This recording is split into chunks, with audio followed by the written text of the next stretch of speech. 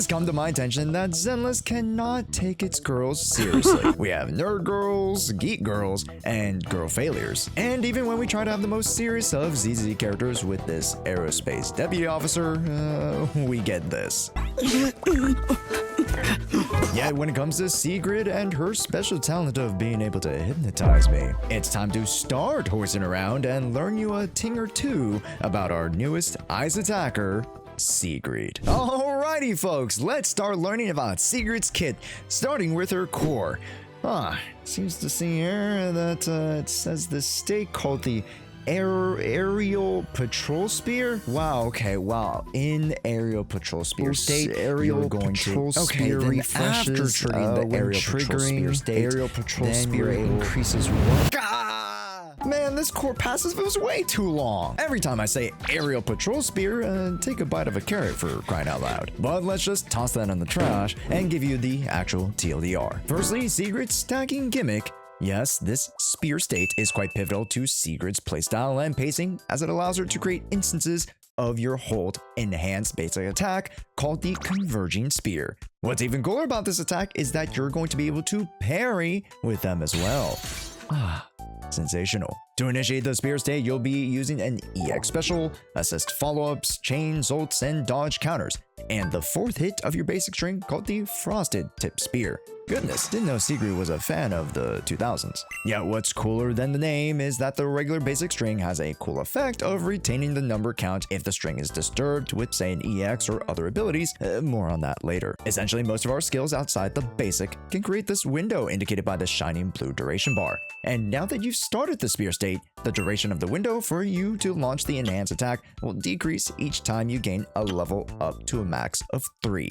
In essence, your gameplay loop is to perform any skill, the basic hold up to 3 times, with each enhanced basic giving you a different power level of attack. But make note that you will not be able to jump to the next level unless you perform the current level's enhanced basic attack. Yeah, remember how we said earlier that we could parry with this converging spear attack? Well, make sure that you time your enhanced basic at just the right moment, and you'll actually be able to parry and repose into the enhanced basic, by which your days dealt will increase by 100%. From here, just input the basic attack again to launch the corresponding level of enhanced basic, and boom, you parry. But what's this? Why did I all of a sudden gain 2 points here? Well, a cool tech with Sigrid is that you can retain your account and build upon it if you were to be attacked within the same block. So here's another example that, if timed right, you can immediately bump up the count of your converging spear. It's pretty niche, but pretty nifty in aggressive fights. And even though Sigrid's very tactical thigh window leaves nothing to the imagination, what if I told you I was hiding back one of Sigrid's best buffs from you? See, once in the spear state, you'll gain a buff of crit rate, 66% of crit rate to be exact, and the duration of which is activated each time you enter spear state, each lasting 8 seconds.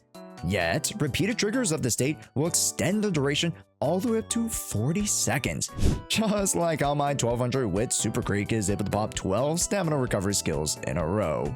So making sure your Sigrid has ample time on field to stack these up will not only be imperative to her damage, but to the duration of her massive crit rate buff. As well, during this stage, she will gain a 20% stun damage multiplier to boot. There are a few extra buffs that Sigrid has, but I'll save those for the build portion, as that will help you determine what stats you want to invest into her. But with such a massive crit rate bonus, you can already see where we'll be going from here. Naturally, you'll want to use your assists or dodge to more economically start your spear state, or even just your basic 4, to then follow up with your enhanced attacks.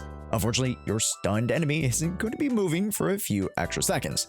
Well, this is where the chain attack comes in. The chain attack, called Encroaching Ice, will firstly gift you one of 2 statuses called the Tempered, and this will increase enhanced basic attacks that follow by 20% for 50 seconds. The great thing about the Tempered state is that you can initiate this out of stun, meaning units like Jshoea or Norma, who can create instances of chain attacks outside of the stun window to allow you to chain and activate Tempered, allows you to gain more damage on your enhanced basics even before you start your first stun window. Yet the best is yet to come, as during the initiation of the stun window, Sigrid rounds the corner with Prepare to Pass. The current state of your enhanced basics will be recorded as you launch your chain attack. If you started the chain attack with 1 stack, you will hold on to stage 1. starting with 2, and you'll hold on to 2. This status is called the Formation Breaker and essentially gives you a unique attack variation of the Converging Spear. You'll be able to hold down basic and then activate the first through third stages of the basic all strung together like so. Then from where you recorded your stacks earlier is where you'll be able to continue your levels. So it's not imperative that you have a max level 3 to start the stun window. If anything, have an extra EX special or ult at the ready to be able to then immediately level up to the 3rd, as you'll want to launch at least this Formation Breaker basic combo and then another of your regularly gained level 3 enhanced basics. For such a silly and goofy patrol deputy, her kit seems a bit complex with how you want to build up these levels of enhanced basics and make sure you're flowing through your resources in order to maintain the buffs. Let's head into the combat breakdown here to detail all of those things in a nice little recap. So to initiate the battle, Sigrid wants to get into the spear state ASAP. If you're on a stage that loads up quick, try inputting your basics before you step into the stage, or just make sure to assist her in. As well, if you were to see in this run here, activate Norma's chain prompt attack early, so that we're able to get the chain attack tempered bonus for Sigrid's following enhanced basics, just increasing our output out the get-go. Once you're ready to unleash the combos, start the stun with another unit and perform the first chain with Sigrid. Recall that this will create your Formation Breaker status and tempered damage bonus if you have not activated it earlier. But with the Formation Breaker state, you'll launch your 1 through 3 enhanced basic string, and if you're a more veteran ZZ player, you'll know that during this time, you're going to want to manually cancel the first 2 stages to allow Sigrid the ample time to channel her attack. And from here, once you see the 3rd attack animation being triggered, immediately go with another unit attack. For this example, we use Norma's ult as it's able to deal massive damage and allow Sigrid the time to finish her enhanced level 3 basic, by which you'll prompt chain 2, which will be for Sigrid again, then immediately into her basic and or ult to finish off the stun window from here, depending on which level of basic you're at. Remember, you won't be able to level up unless you perform the current level's basic attack, so try to be as efficient with them as possible by mixing in your EX specials and your stunners and or supports to refresh their bonuses throughout the limited stun window, and once that damage window is passed, it's on to greener pastures as you start back at the bottom again. In review, Sigrid is arguably a bit simpler than what you would have expected, as she has a clear line of attacks versus her direct counterpart of Ellen Jo, who has a few basic variations, especially when it comes to her potential upgrade. As well, Sigrid is able to directly and indirectly benefit from her very consistent enhanced basic states, which the upkeep can get pretty demanding at certain stages of the fight, but overall her gameplay feels incredibly rewarding. And I'll say it again, I'm just surprised that with how much she likes to parry, that she isn't just a rupture unit. But having her scale attack is nothing but a benefit to her as she gets more options to help raise those numbers. Talking about numbers, let's dash straight towards the build. No, Sigrid, the build, not the beach. No, Sigrid, you're gonna run to the... Alright, you young whippersnappers, it's time to get your ume in tip-top shape by learning about Sigrid's stats, buffs, and best weapon and drives. Let's begin with her stat thresholds, so we at least understand where we're going to be building towards. Now, from the base core, we have already learned about Sigrid's outstanding 66% crit rate buff. This buff is large and in charge, and allows her to essentially just run 34% initial crit rate, which, in all honesty, you're going to have to actually try to limit yourself to 34%, as with my natural build here, I'm just a bit overcapped. Then we get to Sigrid's additional passive called the Legion of the Skies. While you have a support or stun in the party, you'll be able to gain a max 840 points of attack at level 60, which is a pretty sizable attack buff, allowing you to focus your priorities on crit damage and even stats like pen. Yeah, that's all good and dandy, Josh, but how are we even going to be reaching those high stats? Well, let's start off with Sigrid's signature, the Knight's Extolment. This WEngine option is actually absurd for Ice attackers, as it boasts your classic 713 attack on main and 40% crit damage on advance. Then when your basic or EX special's heavy portion hits an enemy, you gain a stack of Battle Edge for 25 seconds, increasing your crit damage by a scalable 32%. This being able to stack up to 2 times, and once you have 2 stacks, you can ignore a scalable 20% of target ice res. This is actually pretty nuts, and it's just so easy to proc that any of your major ice attackers, and yes, that includes you, Hugo Vlad, can use this weapon option. What's also great is that it's Ice Res Ignore that pairs well with any other attribute Res Ignores and or elemental bonuses, and no one says no to an extra 32 points of crits, well, unless you're looking for a crit rate bonus. Outside of the signature, there are a plentiful amount of attack WEngine options at your disposal, like that of the Myriad Eclipse. Now, the stats on paper are pretty solid, and unfortunately, you are definitely going to be able to overcap on crit rate with the base 24% bonus, but if you time the absolute zero passive bonus just right during the stun window, man, you could do some real damage. Then you can actually take a look at one of the more competitive options that just so happens to be free right now. That's Sambi's Severed Innocence. This WEngine grants the same main and event stats whilst giving 30% scalable crit bonus. And yes, Sigrid can't aftershock, but the 20% crit damage outside still means something. And boy, is the second option great or what. Yet, in all honesty, the numbers on paper look relatively deceiving, as you might think that a few percentages off of crit and an extra bonus are nothing to scoff at. Yet, in my testing, the items like Severed Innocence and Myriad Eclipse have been hovering around the 75% or low 80%, making Sig Sig all the more appealing if and only if you are wanting top tier performance. And of course, you still have the budget options in the Brimstone and Gilded Blossom, which for the standard Brimstone in particular, at the P5 or overclock 5 level, you'll get upwards of 90% in performance at top levels, so pretty strong there. Now let's move right along to the drive discs, and this is going to be the slightly more complicated portion of the build section, but definitely not as bad as learning a whole new meta for career mode. Firstly, the go-to option will have us focusing on Sigrid's basics through the Dawn's Bloom. As you map up your runs, the basics are a very considerable portion of her damage, and thus means that we are going to be wanting to feed into her biggest breadwinner, that being the Converging Spear Enhanced Basics. The Dawn's Bloom at the 2 set grants 50% basic attack damage bonus, and the 4 set goes further beyond to give an additional 20% at base. Then, after using EX specials or ult, further extend that by another 20% for 25 seconds. It's an absurd increase and almost gets saturated if not for the fact that Sigrid already has basic attack bonuses in her core and her chain attack tempered status. But still, this damage increase will far exceed some of the other more classical attack option bonuses like that of Woodpeckers or Hormone Punks. Yet one competitive option that very much mimics the bonuses on paper would be the classic Drive of the Polar Metal. The 4 set bonus increases basic attacks by 20%, and after freeze or shatters will increase the bonus by an additional 20%. Sound familiar? Well, that's because it's the same stats. However, the condition is somewhat more restrictive, as you'll have to get your Ice attribute anomaly, and the effect only lasts for 12 seconds, making the Dawn's Bloom still the superior choice. Then when it comes down to the other ulterior options, you have the Puffer Electro. This drive always seems to be in the mix, especially with Pen being a much more rare commodity. But this option is only relatively viable if, say, you have a dial in, and even then 15% attack after launching an ult just won't cut it. So prioritize the Dawn's Bloom as your 4 set, and then you can either go crit damage, Pen, or Ice in the 2 slot with these drive options. Then for main stats, it's crit damage on the 4. As recall, you'll be able to get attack from the additional core and from your supports, which we'll discuss in just a bit.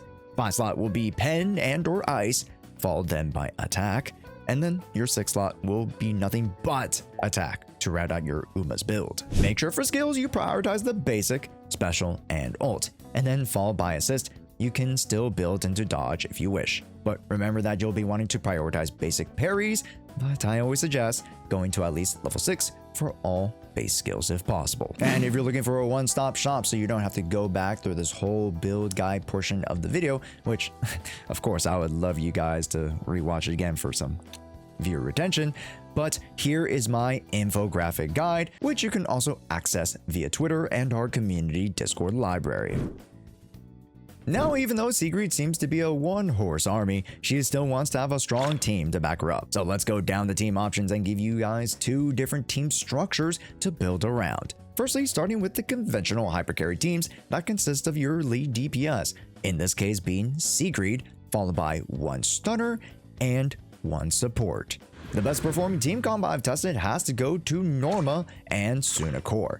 These two are just so nasty, with Jshoea actually following up pretty nicely, as she'll be able to grant you some strong bonuses and prompt extra chains for when you might not have said Norma. Understand that having the consistency of the tempered bonus, as well as just extra instances of the extra chain attacks, leads to just overall more damage.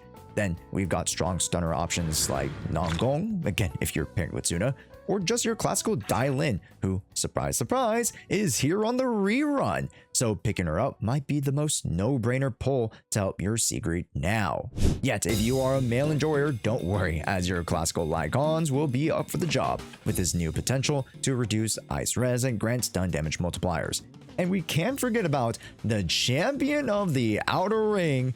That's right, he's making his comeback here in the big 2-6. It's Lighter. With the strong ice bonuses paired up with ice res down for your team, you have a recipe for success. Then, as mentioned earlier, your supports can consist of your Tsunas, Astriows, and yes, even the free Labubu in Zhao, who is quite economical and continues to show great value as a free S-rank support. Yet, don't sleep on older options like Nicole, and now the newly revamped Rina, who is able to grant her strong pen bonuses alongside a cheeky attack bonus with her new core potential. And as you can tell, Sigrid with her class and archetype makes her one versatile lead DPS, and at the budget level has incredible bonuses to make her extremely relevant. Yet, what if you wanted to take the Hans even further beyond? Let's wrap up our early access guide here by talking about vertical investments, as these are some of the better Mindscapes to an attacker I've seen in a minute. Sigrid's Mindscapes all generally have a blend of damage and quality of kit upgrades.